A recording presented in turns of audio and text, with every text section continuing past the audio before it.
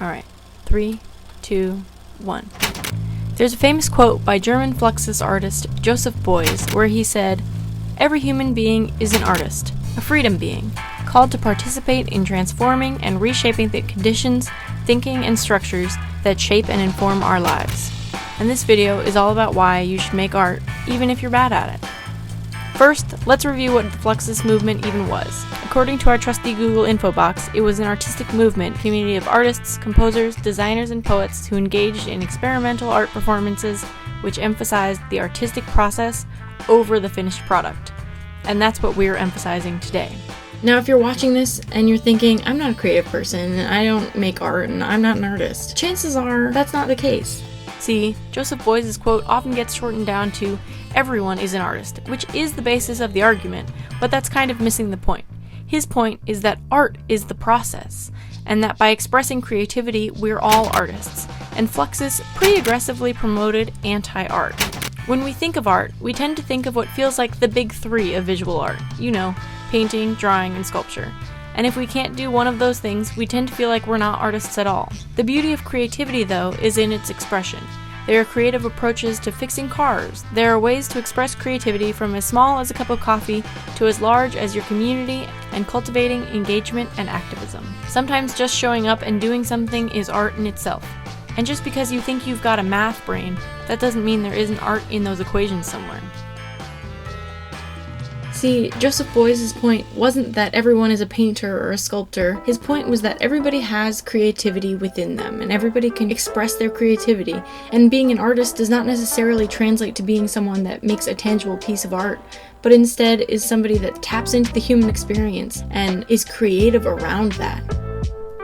So with our newfound artist identities in hand, we now have to teach ourselves the importance of making art, even if we're bad at it.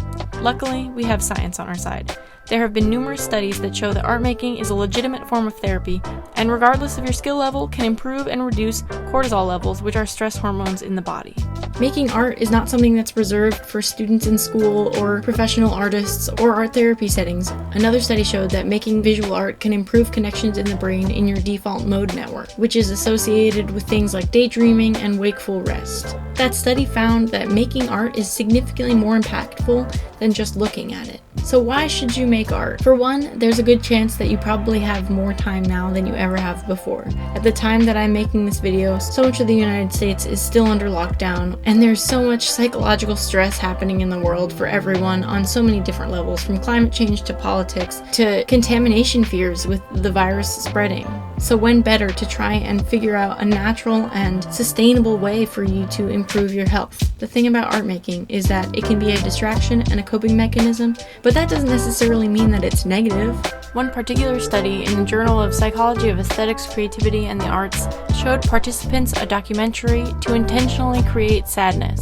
They used 3 groups in which one created art relevant to the film, another made unrelated art, and the third just sat quietly. What the researchers found was that making unrelated art was actually significantly more effective than either venting feelings through the art making process or even just sitting in their sadness. Now, this doesn't just apply to art making specifically, and this can apply to other forms of distraction, but that does show that creating art can help us move through sadness and difficult times in our lives. I'm a visual artist, so much of the art that I make ends in a tangible object, but something that I've been challenging myself to do is to learn how to play the guitar, where it's a creative expression, but there is no tangible end piece. For me, that's a completely new challenge, and am I any good at the guitar?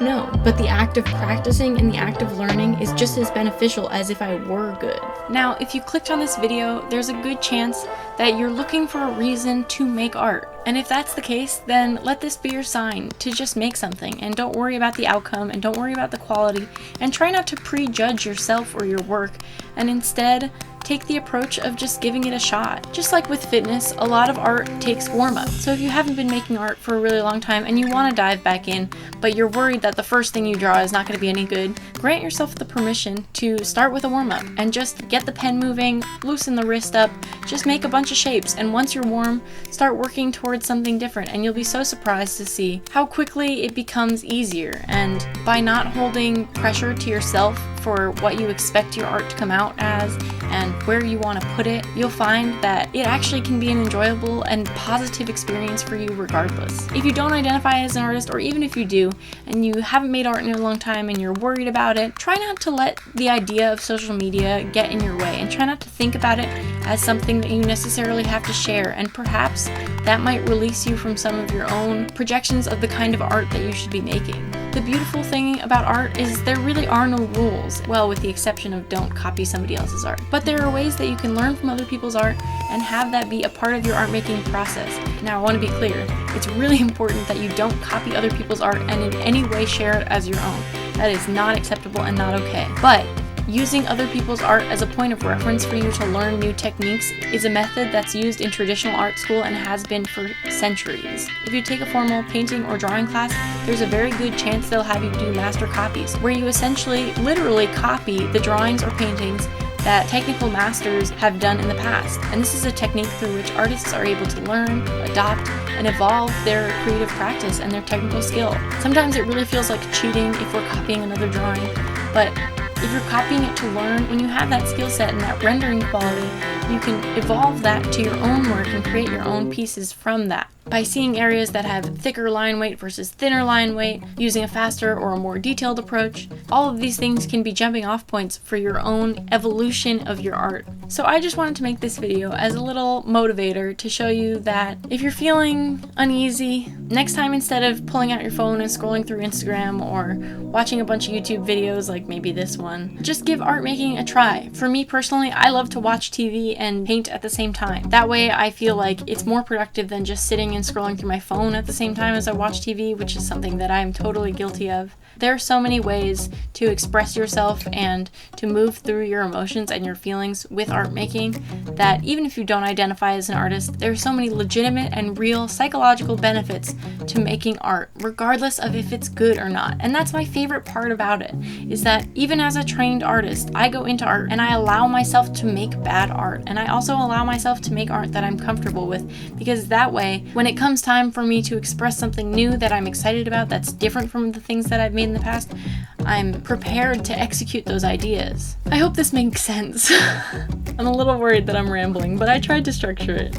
There's one more study in the Journal of Clinical Psychology that I want to bring up, and that talks about how when we frame our issues as a story, it can help us move through it. According to the study, by organizing our lives as a narrative, it gives us a sense of predictability and control over our lives, which at this point in time for all of us can feel so uncertain. I mean, how many emails have you read that start with, "in these uncertain times"? We're in them, we know that. It's a cliche at this point, but it's true. Challenge yourself today to try and let go of your own expectations of what art should be and whether or not you are an artist, and just try to make something in any capacity. It can be a writing, a drawing, a painting, I don't know, some chalk on the sidewalk outside with your kids. There's so many ways that you can be creative and feel better. Make a loaf of bread. I mean, at the beginning of quarantine, when everybody was making focaccia, is that what it's called? With the flowers on it?